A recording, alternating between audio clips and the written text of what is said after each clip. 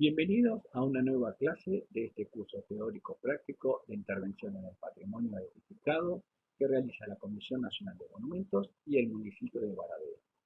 En esta clase de hoy vamos a tener a la arquitecta Andrea Morelo, que pertenece a la área técnica de la Comisión Nacional de Monumentos, hablándonos sobre la intervención precisamente en monumentos y bienes de valor patrimonial.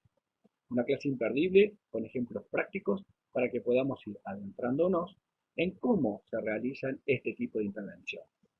Les recordamos que Andrea Morelo es arquitecta egresada de la Facultad de Arquitectura y Urbanismo de la Universidad Nacional de Buenos Aires, es magíster en restauración y rehabilitación del patrimonio, que asesora en proyectos de intervención a organismos públicos y privados, que es profesora en conservación y rehabilitación del patrimonio e investigadora del SECTUR, que tiene una vinculación con los patrimonios rurales.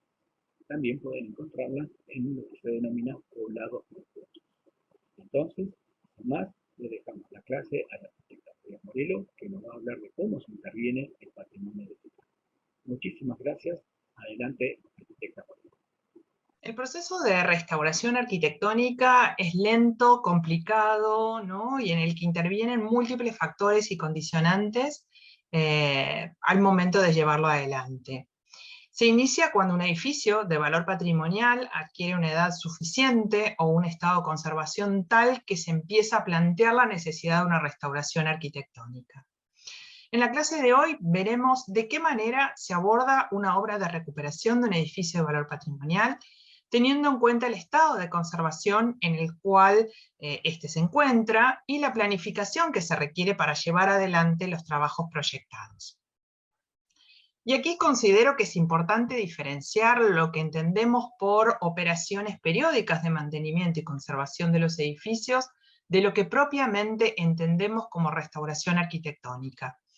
Una restauración arquitectónica entendida como tal es necesario cuando, por las causas que hayan concurrido, el edificio se encuentra en un estado de conservación que requiere una intervención más profunda para recuperar su estado original, o cuando se hayan producido alteraciones, intervenciones posteriores, añadidos, reformas, ¿no? Que obviamente es preciso restituir. Es el punto de partida del proceso, la decisión de intervenir, tomando conciencia de la necesidad y estableciendo un programa de actuaciones, ¿no? Y que son los que vamos a llamar los objetivos de intervención.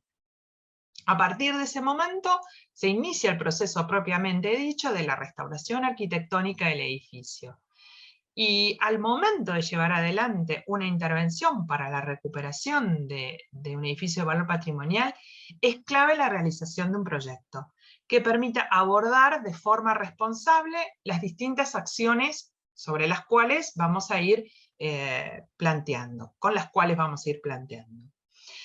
El alcance del proyecto de intervención integral está directamente relacionado no solo con el estado de conservación del edificio, sino por sobre todas las cosas con el valor del mismo. Solo cuidamos lo que tiene valor, solo protegemos y conservamos lo que valoramos. Y en un contexto social cada vez más globalizado y por lo tanto más extraño a las identidades del lugar, resulta prioritario identificar los valores que fundamentan las necesidades de conservación de los bienes. Valores que requieren su fundamentación rigurosa, de modo de promover acciones de forma sostenida y sostenible en el tiempo. ¿Y de qué valores hablamos, no? ¿Qué valores encontramos entonces en estos edificios?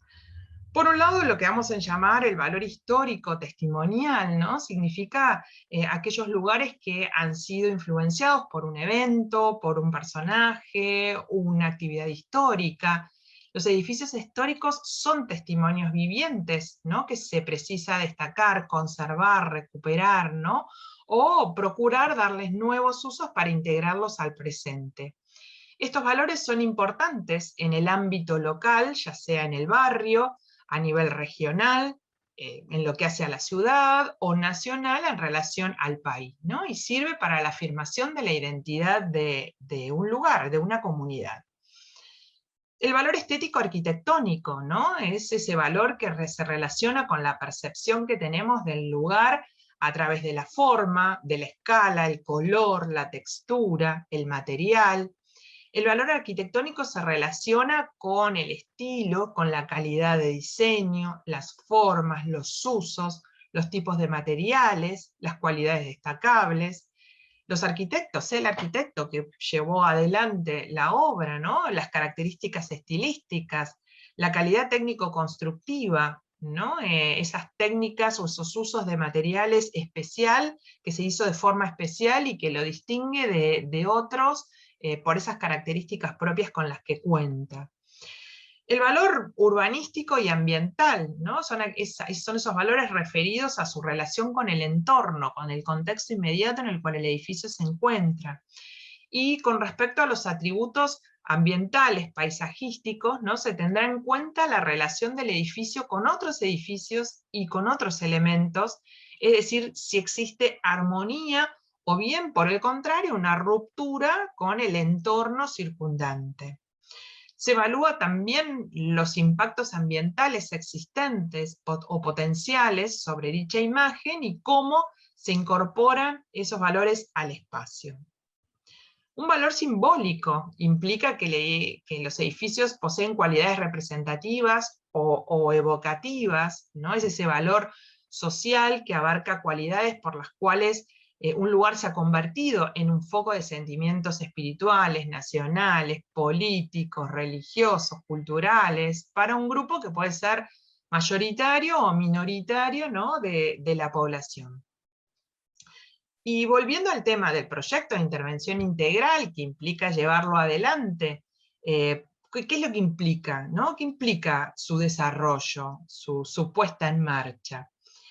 Para llevar adelante los trabajos necesarios y garantizar su calidad, su durabilidad y compatibilidad, con el fin de lograr la efectiva conservación del edificio, debe tenerse en cuenta el desarrollo de estudios previos, de documentación, ¿no? Y de tareas necesarias que son las que van a permitir llevar a cabo las intervenciones recomendadas. Y para ello hay distintas instancias que debemos contemplar, como ser el estudio y el análisis de la evolución histórica del edificio, ¿no? Donde allí tendremos en cuenta las posibles intervenciones que se le hayan realizado a lo largo del tiempo, las distintas etapas constructivas, la documentación, ¿no? Que va haciendo referencia y va fundamentando esa evolución a través de imágenes, fotografías, a través de planos, ¿no? Que son los que van dando cuenta y testimonio, ¿no? De cómo se fue transformando desde su origen al día de hoy, cómo lo estamos recibiendo. Una instancia importante también tiene que ver con el relevamiento y registro fotográfico del estado de conservación del edificio, con obviamente los planos actuales, ¿no? Y las referencias en relación a los distintos registros fotográficos que hemos logrado tomar, ¿no? Y esto implica la verificación in situ del bien a través de la tarea de medición y de contrastación de lo existente con la documentación planimétrica de origen, ¿no? Para la realización de la planimetría de base con la cual nosotros vamos a trabajar. Esto, como les decía, debe acompañarse de un relevamiento fotográfico, ¿no? Que apoye estas verificaciones y a su vez permita detectar el estado de conservación del edificio con sus patologías, sus deterioros, ¿no? Las distintas problemáticas con los cuales lo vamos recibiendo. Es importante tener en cuenta también, ¿no? Aquello que tiene que ver con el análisis constructivo, ¿no? Una vez obtenidos todos los datos históricos del edificio y una vez analizada su configuración formal y tipológica, se procede al análisis constructivo del edificio. ¿Qué implica esto? ¿No? Es poder reconocer el sistema estructural del bien, cuáles son los detalles constructivos, aquellos que son generales y tipológicos y aquellos que son muy especiales del edificio, del bien, diferenciar los distintos elementos constructivos a través de las distintas épocas por las cuales pasó el bien, las distintas ampliaciones o modificaciones por las cuales haya pasado el edificio, cuáles son los materiales constructivos, los distintos, de qué manera esos materiales han sido empleados y cómo se van relacionando con cada una de las partes, sus características físico-químicas, los colores, texturas, el estado de conservación, ¿no? Y todos aquellos aspectos singulares que desde el edificio deben ser documentados, ¿no? Por medio de gráficos, escritos o bien fotográficamente, como hemos venido mencionando, y que son fundamentales a la hora de tener que confeccionar, ¿no? Ese proyecto de intervención sobre el cual vamos a tener que trabajar. El mapeo, ¿no? El mapeo de patologías. A través del análisis patológico se determinará el estado de conservación del bien y de sus componentes, la existencia o no de lesiones constructivas, su importancia, el grado de avance de esos deterioros y su localización en el edificio. Aquí el edificio se transforma en un documento, ¿no? Un documento físico, vivo, la evidencia clara del estado de situación real del bien. Y este análisis incluirá un primer avance de soluciones o de acciones a realizar en la posterior restauración del edificio.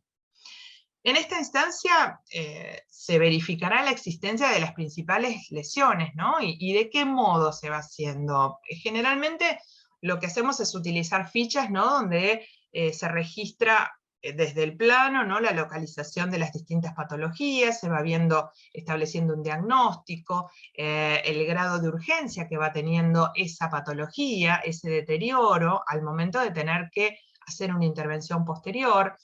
Se van cuantificando las mismas, ¿no? Se va haciendo un análisis de cuáles son las causas, cuáles son las lesiones, ¿no? Cuantificándolas, calificándolas, ¿sí?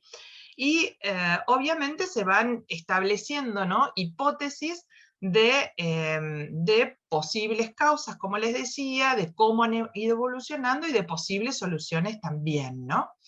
Se van haciendo análisis, ¿no? De la determinación de cuáles pueden ser las actuaciones para revertir esas problemáticas, un análisis económico, ¿no? Para poder determinar cuál es el alcance de la intervención que se va a llevar adelante, y obviamente una cuantificación temporal también de esas intervenciones para poder establecer cuál va a ser el tiempo que va a llevar esa intervención, la necesidad de poder establecer etapas de obra, ¿no? Y obviamente en función a eso poder ir organizando, ¿no? Las distintas tareas necesarias para el proyecto de recuperación. Algo clave en el desarrollo de este tipo de proyectos son las pruebas, los cateos, los ensayos, ¿no? Que se realiza previo a los trabajos de restauración, ¿no? Y que son necesarios, ¿no? Para la definición del estado de situación del bien. Y en función a ello se van llevando a cabo, ¿no? Los sondeos de verificación de materiales, dimensiones, aspectos no visibles, ¿no? De los sectores y componentes que tenemos que intervenir.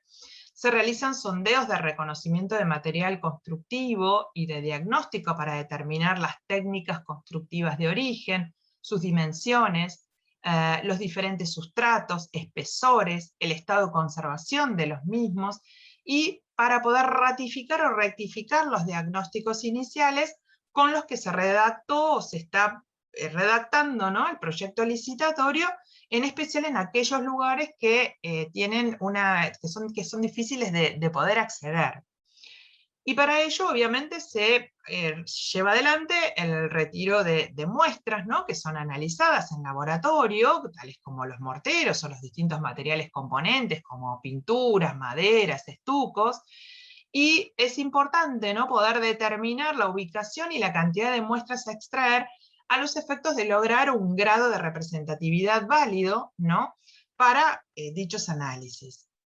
También previo a la ejecución masiva, ¿no? De los diferentes procedimientos, se realizan in situ los tratamientos de intervención. a los fines de verificar, ¿no?, la metodología a aplicar, los tratamientos, la mano de obra, las herramientas, los materiales a utilizar para cumplir con los objetivos de la manera más adecuada, más apropiada.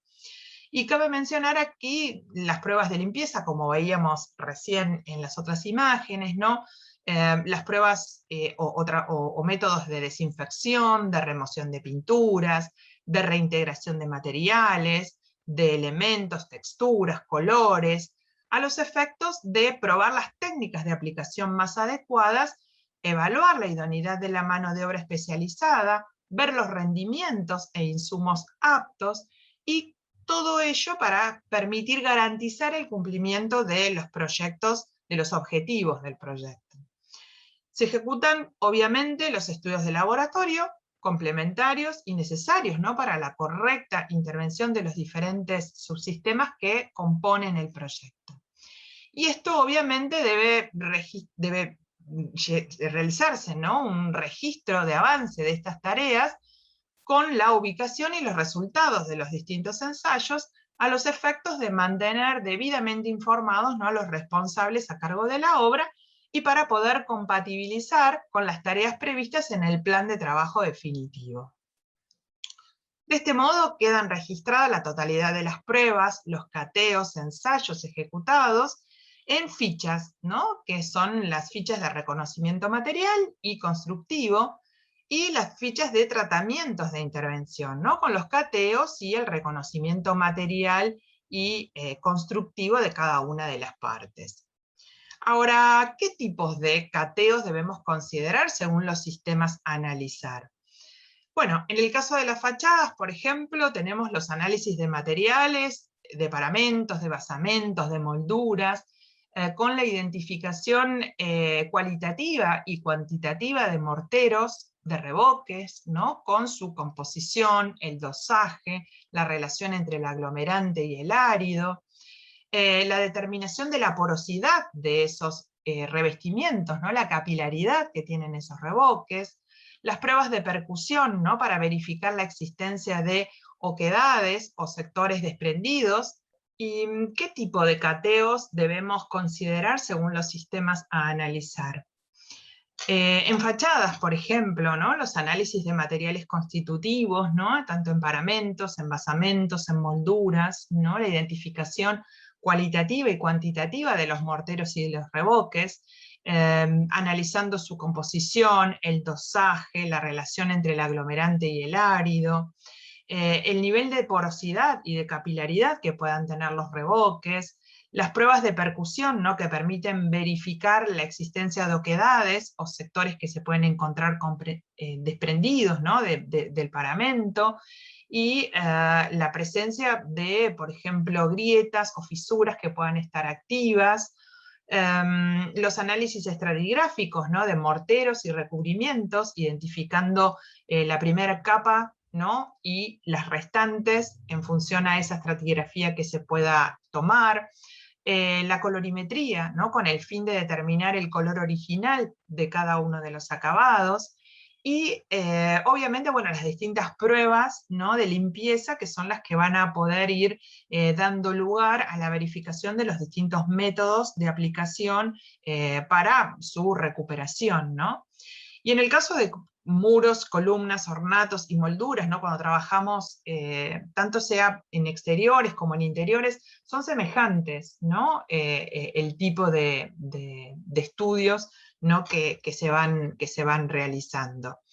Y en el caso, bueno, de materiales pétreos, ¿no?, es importante, ¿no?, la identificación de su composición mineral original, y esto se hace a través de análisis macroscópicos y microscópicos, ¿no?, así como pruebas y ensayos, ¿no?, sobre el material de reposición para poder determinar, ¿no?, la compatibilidad con el material original, ¿no?, o sea, de qué forma esos nuevos materiales que vamos a integrar sean lo suficientemente compatibles, ¿no?, con estos revoques, estos sustratos que se encuentran ya existentes de origen en el edificio a intervenir. Como ven, en todos los casos se trabaja siempre con fichas, es un sistema lo suficientemente ordenado para poder contar con toda la documentación, un registro pormenorizado de cómo se va avanzando en cada uno de los estudios, y en este caso, por ejemplo, tiene que ver con aberturas, solados y revestimientos de madera, donde también lo que se hace es una identificación de la madera original, ¿no?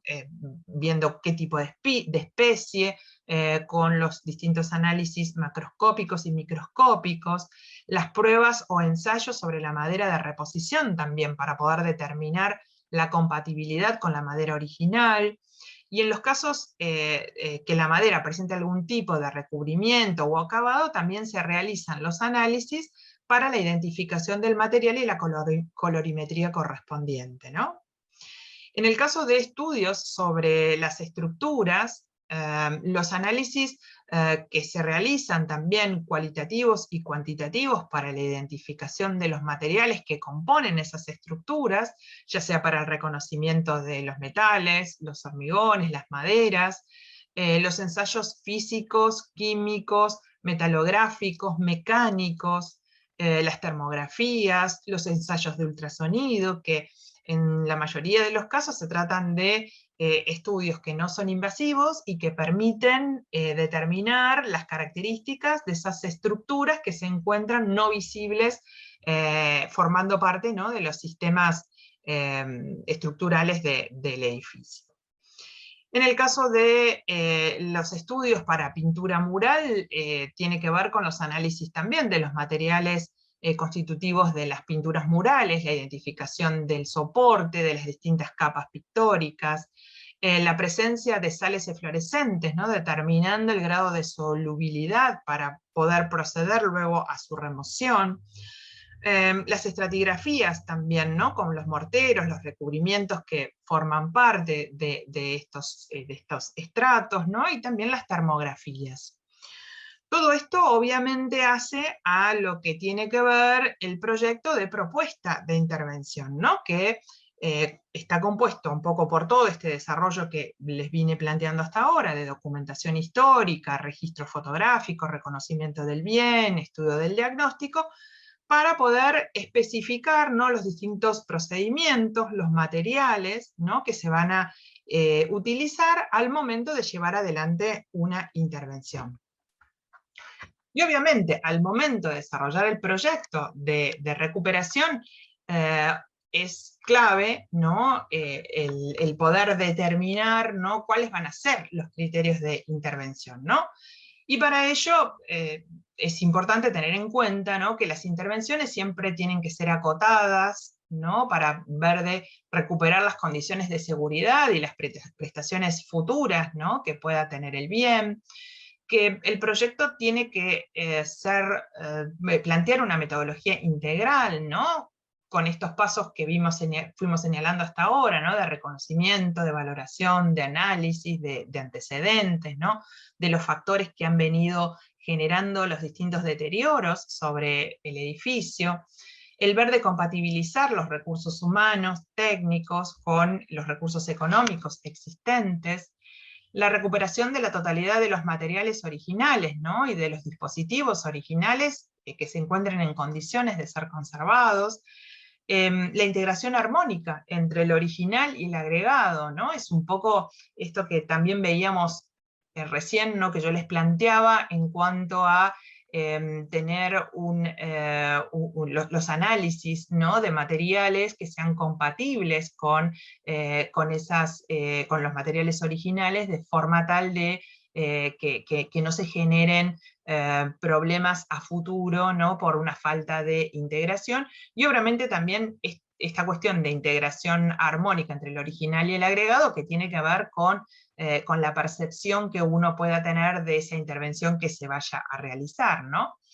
La autenticidad de la intervención, ¿no?, y poder distinguir entre las partes originales y aquellos elementos que se reemplazan, ¿no?, a los efectos de no falsificar el edificio que es considerado por su valor un testimonio importante, ¿no? que las intervenciones que se planteen, ¿no? Los tratamientos y las metodologías de aplicación, sean reversibles, sean reaplicables, ¿no? De modo de permitir en un futuro la repetición o un reemplazo de esa aplicación que se hizo por otra superior a futuro. Bueno, ya hablamos de las pruebas y los ensayos no destructivos, ¿no? En los sectores que se vayan a conservar, y obviamente lo que tenga que ver con el respeto por el, por el código técnico expresivo de origen, ¿no? Utilizando tanto técnicas como materiales y dispositivos tradicionales, ¿no? En las intervenciones de consolidación y completamiento. Una instancia importante a la hora de plantear las distintas intervenciones tiene que ver con las pruebas pilotos. Las pruebas piloto. A los efectos de lograr la verificación de las intervenciones a proponer, esta instancia siempre es, nosotros los especialistas lo recomendamos, ¿no? Consideramos que es sumamente importante. ¿Y por qué? ¿De qué se trata? Es la elección de un sector del edificio sobre la que se va a realizar la mayor cantidad de pruebas, análisis y estudios de métodos a implementar, a los efectos de obtener la intervención más certera y acorde a las necesidades del edificio, ¿no? Y a su estado específico de conservación. Permite despejar inquietudes respecto a los tratamientos más efectivos, las reintegraciones más adecuadas en cuanto a granulometrías, texturas, cromatismos, compatibilidad de los nuevos morteros y productos a aplicar, y permite no solo tener una evaluación de impactos y comportamientos, ¿no? A los fines de establecer las alternativas de intervención más efectivas, sino además poder cuantificar y poder costear las tareas propuestas de un modo más preciso. La verdad que desde la especialidad consideramos que es una instancia sumamente importante y siempre alentamos a poder llevarla adelante, ¿no? A los fines de poder concretar a posteriori un proyecto mucho más certero, ¿no? y de un mejor abordaje. Y bueno, una vez que obviamente hemos desarrollado estas instancias y este proceso proyectual y de reconocimiento del edificio, bueno, se inicia la instancia de obra, ¿no? Donde es clave, ¿no? El llevar adelante buena parte de estas tareas preliminares que hemos venido hablando, hemos venido citando, y donde va a ser necesario, al momento de que la empresa tome posesión de la obra, hacer un registro fotográfico previo, ¿no? Un registro donde se pueda verificar, ¿no? Que ese estado de conservación planteado en la propuesta de intervención es equivalente a lo que hoy por hoy estamos recibiendo, dado que muchas veces han pasado un determinado tiempo entre el desarrollo del proyecto y el inicio de la obra, y bueno, y es necesario poder constatar que ese estado de conservación que fue registrado en la instancia de proyecto se corresponde con lo que estamos recibiendo en el momento de la obra. Y del mismo modo, ¿no? Que se hace ese informe preliminar, es importante y es necesario llevar adelante informes parciales de avance de obra en cada una de las instancias, que se hace por mes, cada 15 días, ¿no? Donde se va dejando constancia, ¿no? De todos los procesos y todas las intervenciones que se realizaron. Y esto culminará con el informe final, ¿no? Con un antes y un después, ¿no? Y con un resumen de todo el desarrollo de los procesos de proyecto abordados. Toda intervención debe contar con un plan de trabajo que involucre la totalidad de las obras contratadas.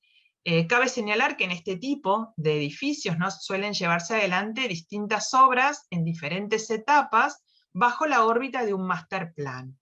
De allí la importancia de contar con un plan de trabajos, ¿no? De trabajo, teniendo en cuenta para ello el estado de conservación de las partes, determinando el orden de las tareas de modo de garantizar la salvaguarda de los elementos originales, evitando su alteración y su deterioro.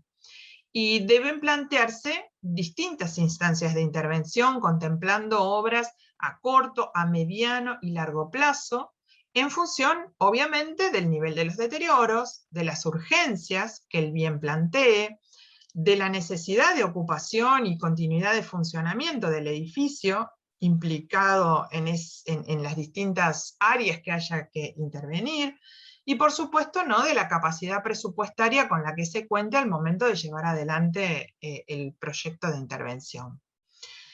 Es clave en este tipo de obras la composición de los equipos de trabajo, tanto de profesionales especializados en la temática como de operarios, técnicos, artesanos y restauradores, quienes deben contar con experiencia y competencia suficiente para que la ejecución de la obra se ajuste a los requerimientos del proyecto.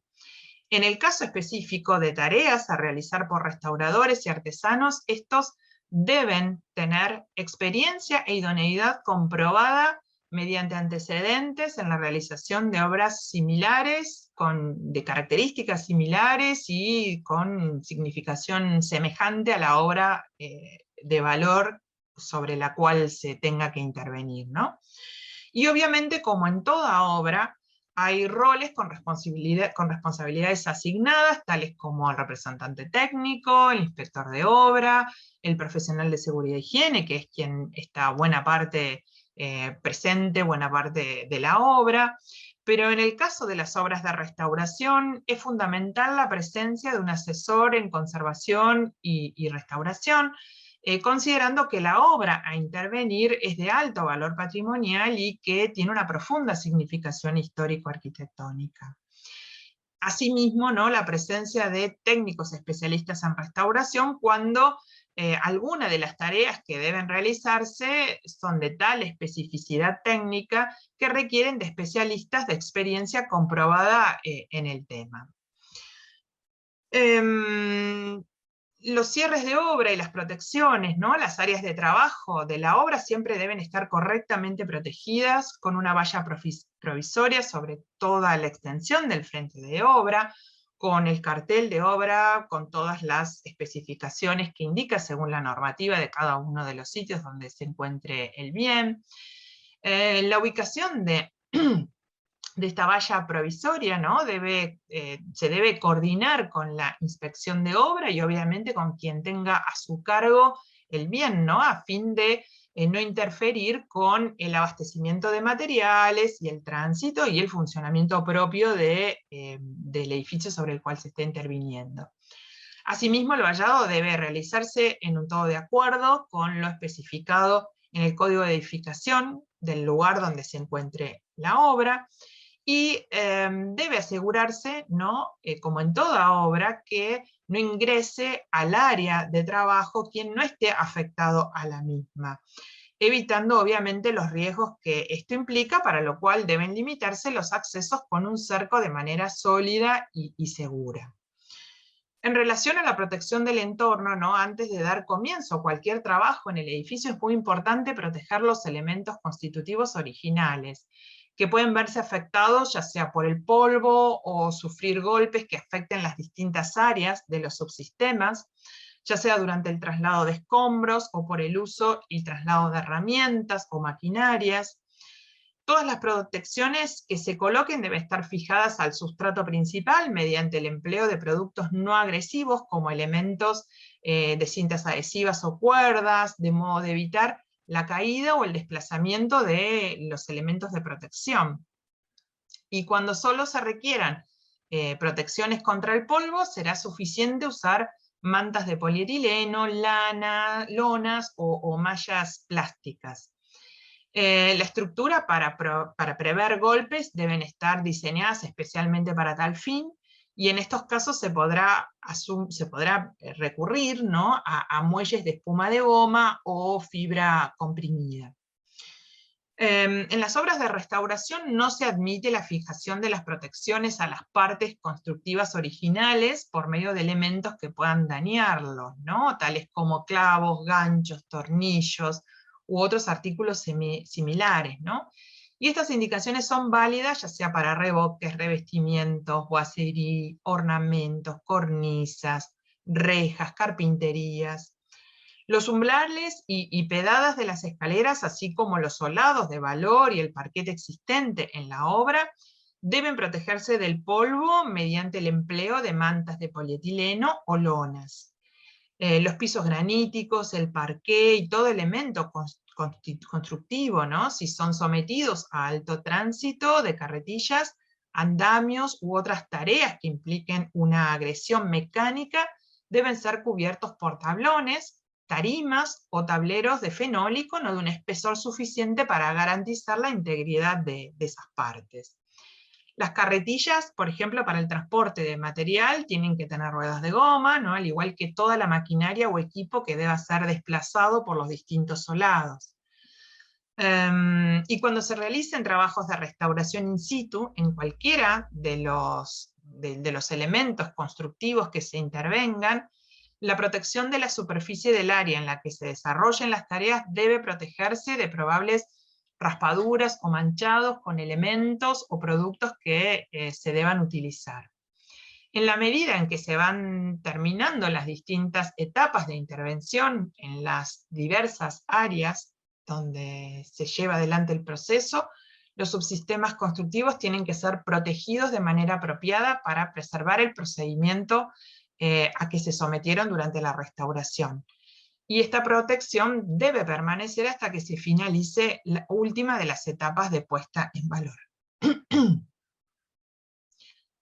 Todos los elementos originales de la obra que se retiren, sean materiales o dispositivos, en particular los que posteriormente deban recolocarse, deben ser identificados de manera tal que pueda determinarse con precisión el lugar en que fueron obtenidos, ¿no? Y deben ser protegidos adecuadamente de golpes, de suciedad, utilizando los medios más idóneos según el tipo de material o elemento que se trate. Los elementos deben mantenerse identificados empleando etiquetas que contienen como mínimo el número de inventario, la fecha, el tipo de elemento, el material, su localización, ¿no?, en relación al edificio, y los objetos y elementos originales deben ser registrados por un inventario, y esta información se debe volcar en fichas que tienen que estar numeradas de forma correlativa. Una vez identificados, inventariados los elementos en cuestión, tienen que ser guardados en un lugar que generalmente se busca dentro del edificio. Este debe contar con las condiciones de seguridad y ambientales óptimas para la conservación y el estivado de cada uno de esos objetos, y el guardado y la seguridad de los objetos y elementos allí depositados es de exclusiva responsabilidad de la empresa encargada de la obra.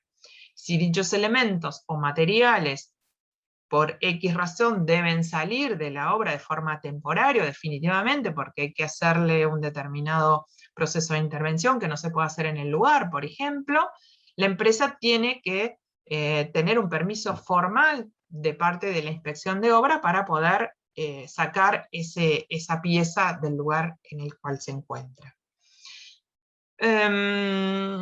Cuando hablamos de andamios, bueno, los trabajos en altura requiere, obviamente, la colocación de andamios fijos, ¿no?, que deben permitir un acceso fácil y seguro a cualquier parte de los sectores que van a ser intervenidos, y eventualmente, y según la complejidad de los trabajos, puede autorizarse el uso de silletas o balancines, pero solo como herramientas accesorias, ¿no? La clave está en el uso, obviamente, de andamios que puedan brindar la seguridad total sobre los trabajos que tengan que realizarse a una determinada altura. Previo a la construcción, ¿no?, de los andamios se deben realizar los planos y detalles constructivos, incluyendo el esquema de armado que contenga el diseño, la información sobre los materiales y la conformación estructural de los mismos, y se tiene especialmente en cuenta los sistemas de seguridad como barandas, escaleras, tablones. La totalidad de los elementos que forman parte de las estructuras deben corresponder al sistema elegido, ¿no? No se pueden mezclar. Y no se deben admitir de ningún modo, ¿no?, sujeciones que sean precarias, ataduras con alambre, ¿no?, todo aquello que pueda poner en peligro, ¿no?, y la ausencia de seguridad al subir a cada uno de los andamios. Es muy importante que todos los elementos metálicos que ingresen a la obra se encuentren protegidos mediante recubrimientos adecuados, ya sea convertidor de óxido, esmalte sintético, para evitar que cualquier proceso de oxidación durante su permanencia en la obra pueda alterar las superficies originales del edificio. Y la estructura de sostén debe siempre descansar sobre tacos de madera, con rigidez suficiente como para asegurar una adecuada repartición de las cargas, y bajo ningún concepto se debe admitir el apoyo directo sobre pisos, sobre muros, revoques o elementos de decoración que son originales del bien en cuestión. El piso operativo de los andamios debe ser siempre de chapa doblada o de madera, ¿no? Con la resistencia suficiente como para asegurar su estabilidad y soportar las cargas a las que serán sometidos durante el desarrollo de los trabajos, ¿no? Y estas superficies deben mantenerse siempre libres de escombro, de basura, de envases o herramientas u otros elementos que no sean imprescindibles para la tarea que esté desarrollándose. Deben estar dotados, ¿no?, de escaleras de servicios con peldaños con su correspondiente baranda. Estos módulos contendrán las escaleras, deben estar colocados por fuera de los módulos de trabajo, es decir, que aquellos que estarán en relación directa, ¿no?, con los sectores a intervenir. Y obviamente es clave, ¿no?, proveer de todos los elementos de seguridad que se requieran, ¿no?, para aquellos que estén trabajando en los andamios, ¿no?, así como en la totalidad de la obra, obviamente, elementos tales como cascos, cinturones de seguridad, ¿no?, previendo obviamente cualquier tipo de siniestro. En el montaje de los andamios se debe cuidar de no afectar los paramentos, tal como lo mencionamos recién, y es por ello que no se permite el uso de tensores o de cualquier otro elemento de sujeción que se tome directamente de la fachada a través de balaustres, pilares o interiores que tengan valor y que puedan estos ser dañados como consecuencia, ¿no?, de ese montaje, ¿no?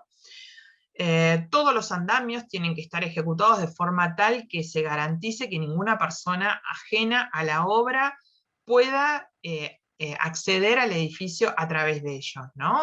Por lo cual es clave que la empresa tome todas las medidas precautorias que corresponden, ¿no?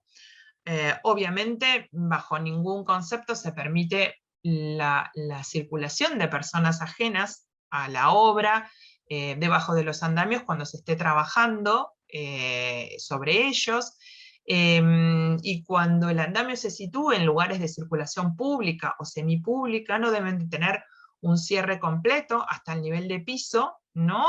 O en su defecto un paso peatonal cubierto por una pantalla. Y en caso del cierre, ¿no?, este tiene que estar construido, ¿no?, con un terciado fenólico, y no deben quedar espacios libres, ¿no?, por los que pueda ingresar una persona. Para ello, obviamente, se deben utilizar tableros limpios, sanos, estos tableros deben fijarse mediante tornillos, ¿no?, a la estructura principal del andamio. Y cabe señalar, ¿no?, que todos los andamios deben contar con artefactos de iluminación que se requieran para mantener iluminadas las aceras y los accesos del edificio en caso de encontrarse en el exterior, cumpliendo obviamente siempre con las normas de seguridad vigentes. Y ya para cerrar, algo importante también que me parece fundamental ver de comentarles, ¿no?, tiene que ver con la calificación técnica de las empresas al momento de licitar este tipo de obras. ¿Qué es lo que debemos evaluar? ¿Qué debemos considerar? Bueno, dos temas fundamentales, dos cuestiones fundamentales. Por un lado, los antecedentes que tenga la empresa en haber realizado obras de restauración y conservación de características semejantes a la que tengamos que llevar adelante. Y otro de los temas fundamentales es que todos los profesionales y los técnicos que estén trabajando se encuentren al alcance de las circunstancias, a nivel con un grado de especificidad tal ¿no? Para llevar adelante todas las tareas que el proyecto prevé, ¿no? Que cuenten con los antecedentes verificables de haber estado trabajando en obras de una envergadura similar. Bueno, un gusto y muchas gracias. Muchísimas gracias a usted, Daniel Morelo, que pertenece a la técnica de la Comisión Nacional de Monumentos, por esta magnífica clase que nos ha dado con ejemplos claros y precisos cómo se interviene un patrimonio edificado. Nos vemos en la próxima clase aquí en el curso teórico práctico de intervención en el patrimonio edificado. Hasta la próxima.